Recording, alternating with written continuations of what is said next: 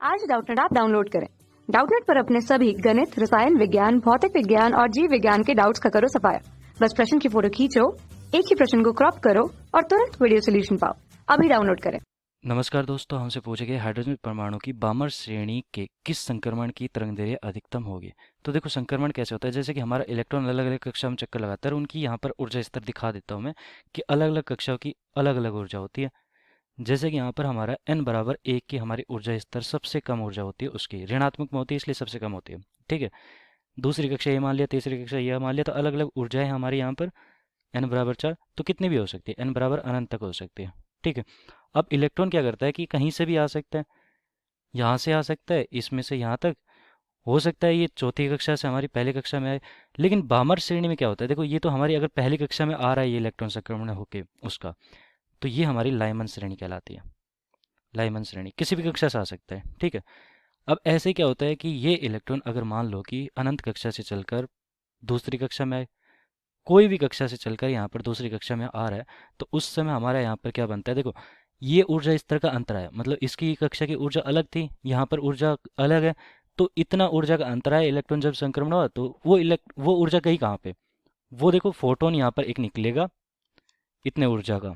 ठीक है, ऊर्जा का तो सबसे ज़्यादा ऊर्जा किसकी होगी, जब अनंत से आएगा और यहाँ तक आएगा, क्योंकि सबसे कम ऊर्जा स्तर तो ये है।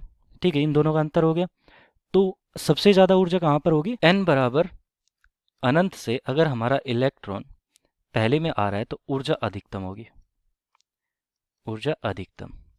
ठीक है, तो ऊर्जा के यहाँ पर व्युत्क्रमानुपाती क्या होता है, ऊर्जा के व्युत्क्रमानुपाती हमारा होता है तरंगदैर्घ्य, तरंगदैर्घ्य लैम्डा। ठीक है, तो मैं क्या कहूँगा, अगर अधिकतम ऊर्जा है तो सबसे कम तरंगदैर्घ्य होगी, लेकिन मुझे तो यहाँ पर छांटनी है कि सबसे अधिकतम तरंगदैर्घ्य किसकी होनी चाहिए। तो होगा क्या कि मेरा अगर ऊर्जा सबसे कम जहाँ पर होगी, ऊर्जा सबसे कम, ठीक है, तो सबसे कम ऊर्जा कहाँ पर उत्सर्जित हो रही है, बामर श्रेणी में। ये देखो बामर श्रेणी है, जब दूसरी कक्षा में आता है तो ये बामर श्रेणी का निर्माण करता है। तो बामर श्रेणी में सबसे कम ऊर्जा कहाँ पर होगी, ये वाला जो है तीसरी कक्षा से दूसरी कक्षा में आएगा तभी सबसे कम होगी। ठीक है, ये फोटोन जो जब निकलेगा, तो सबसे कम कब निकल रही है, एन जब तीसरी से दूसरी में आ रहा है हमारा इलेक्ट्रॉन संक्रमण होके, तो उस समय हमारी ऊर्जा सबसे कम होगी और उस समय तरंगदैर्घ्य सबसे अधिक होगी, तरंगदैर्घ्य सबसे अधिक। ठीक है, सबसे अधिक। तो हमारा विकल्प भी यहाँ पर मिल चुका है हमें कि सबसे अधिक तरंगदैर्घ्य किसकी होगी, जब n बराबर 3 से दूसरी में आ रहा हो, तो सी विकल्प हमारा सही उत्तर होगा। धन्यवाद। कक्षा 6 से 12वीं से लेकर नीट, IIT, JEE वो एडवांस के लेवल तक 1 करोड़ से ज्यादा छात्रों का भरोसा।